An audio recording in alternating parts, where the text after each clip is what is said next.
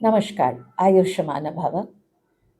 आज हम लोग कवर करेंगे वैसे तो बहुत वाइड टॉपिक है infertility, but whatever it is थोड़ा बहुत उसके बारे में आज हम डिस्कस करते हैं। अब इनफर्टिलिटी का मतलब ये होता है कि आपकी शादी हो गई है और 2 साल गुज़र चुके हैं, आप दोनों एक साथ रहते हो और फिर भी आप कंसीव नहीं कर रहे हो, तब हम उसको इनफर्टिलिटी मानते हैं। आज की डेट में क्योंकि शादियां लेट हो रही हैं तो हम लोग 2 साल के बदले में अब 1 साल उसका टाइम कह दिए हैं।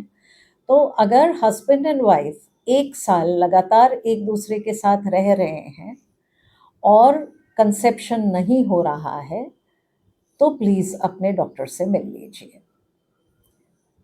अब इनफर्टिलिटी 2 लोगों को चाहिए बच्चा होने के लिए, तो ये हमेशा ध्यान रहे कि आप जिस भी डॉक्टर को चुने तो लेडीज का टेस्ट तो हर डॉक्टर कराता है और वो बहुत महंगे जांच हैं। तो लेडीज का टेस्ट तो हो ही, लेकिन पुरुषों का एक बहुत ही छोटा सा जांच होता है जिसे हम सीमेन एनालिसिस कहते हैं। वो सीमेन एनालिसिस जरूर करवा लें क्योंकि वो मात्र 100-150 रुपए का टेस्ट है और उतने में आप एक तरफ से निश्चिंत हो जाएंगे कि हाँ भाई, मेल इनफर्टिलिटी नहीं है। Then we proceed to focus on the female. लेकिन कोई भी जांचें बहुत महंगी है। इनफर्टिलिटी एक्चुअली बहुत महंगा सौदा है। तो जैसे ही शादी हो, प्लीज अपना न्यूट्रिशन, एक्सरसाइज और रूटीन का ध्यान रखें। अपनी तरफ से जो आप कर सकते हैं वो करें, उसके बाद डॉक्टर को विजिट करें। जो सबसे इम्पोर्टेंट चीज होती है कि भाई फर्टाइल पीरियड कौन सा होता है, ये जानना आपको आवश्यक है।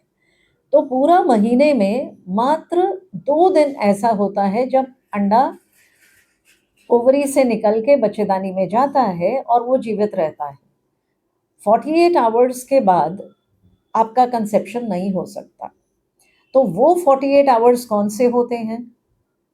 तो एग्जैक्ट जो टाइमिंग है वो एक्चुअली नहीं बताया जा सकता, क्योंकि हम लोग बैकवर्ड्स काउंटिंग करते हैं उसमें कि बेसिकली आपका अंडा निकलने के 14 दिन बाद आपका पीरियड आता है। तो जिस दिन आपका पीरियड आया, इसके मतलब 14 दिन पहले आपका अंडा निकला। तो अगर आपका बहुत रेगुलर पीरियड है तब तो आप उसका ध्यान रख सकते हो। तो आप वो वाले डेट्स नोट कर लो, एक बार अपनी साइकिल देख लो और जिस दिन आपका पीरियड आए go back 14 days. That is the day कि अंडा निकलेगा और 2 दिन उसके बाद वो जीवित रहेगा। और उसी टाइम पे अगर आप अपने हस्बैंड के साथ रहती हैं तो कंसेप्शन के चांसेस होते हैं। अब अगर आपका पीरियड इरेगुलर है तो फिर क्या किया जाए? तो फिर वो तरीका ये होता है कि एग्जैक्ट तो हम लोग नहीं बता पाते हैं, बट आप जिस दिन आपका पीरियड आए उस दिन से काउंटिंग शुरू करके 12th डे से 20th डे, 1 हफ्ते का टाइम आप और आपके हस्बैंड साथ रहें तो वो सबसे फर्टाइल पीरियड माना जाता है। उसी में जिसको बच्चा नहीं चाहिए उसके लिए सेफ पीरियड कौन सा होता है? तो जो सेफ पीरियड होता है आपके साइकिल का, वो 5 days before your period and 5 days after that. यही आपका जो 10 दिन होता है, जिस दिन से आपका पीरियड शुरू होता है उससे 5 दिन और उसके पहले 5 दिन, यही 10 डेज आप सेफ रहते हो।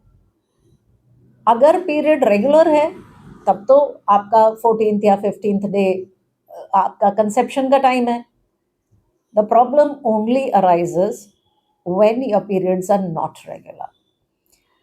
एक चीज का हमेशा ध्यान रखें, इनफर्टिलिटी का बहुत एक बड़ा कारण होता है कि आपको अगर इरेगुलर पीरियड्स हैं या लेट पीरियड्स हैं तो उनको रेगुलर करने के लिए आमतौर पे कुछ डॉक्टर लोग आपको हार्मोनल पिल्स देते हैं जो कि कॉन्ट्रासेप्टिव्स होते हैं।